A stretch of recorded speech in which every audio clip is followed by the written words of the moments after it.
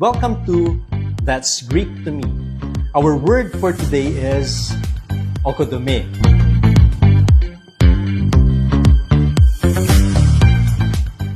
Dear friends, Erenehumin, peace be with you.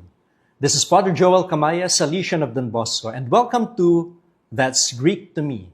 Our word for today is oikodomē. In English, oikodomē means building or edification.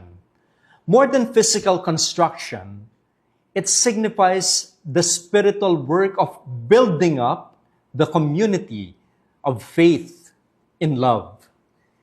In 1 Thessalonians chapter 5, verse 11, St. Paul exhorts us, encourage one another and build each other up. Here, oikodomē is about strengthening one another in hope and perseverance. Again, in Ephesians 4:29, Paul says, no foul language should come out of your mouths, but only such as is good for building up. Words themselves can become bricks of encouragement or stones that wound. Ang ganda ng imahe na yun, no? Yung bato, pwede mong gamitin sa pagpapatayo ng gusali. Pwede mo rin gamitin na weapon na pwede mong ibato sa ibang tao. Mula dito sa salitang ito, oikodomē, we get the word edify. Tapos yung oikos, economy. It means house. And both of this, to build up, they both remind us that Christian life is about constructing something lasting together. Sama-sama kayo sa pagtayo nitong gusali.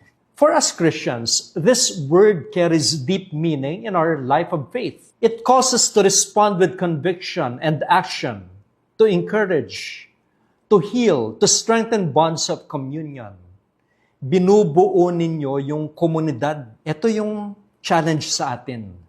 Do we use our words, our time, our gifts to build up the body of Christ?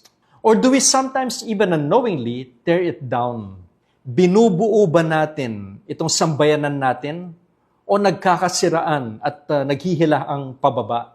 Christian life is not tearing down but building up. And that's our word for today. May these words accompany us as we grow in faith. Meron ba mga salita sa Biblia na mas gusto niyong maintindihan at malaman kung ano yung ibig sabihin nun? Pwede kayong mag-comment, magtanong kayo at sasagutin natin yan. And of course, I invite you to like, to share, and to subscribe.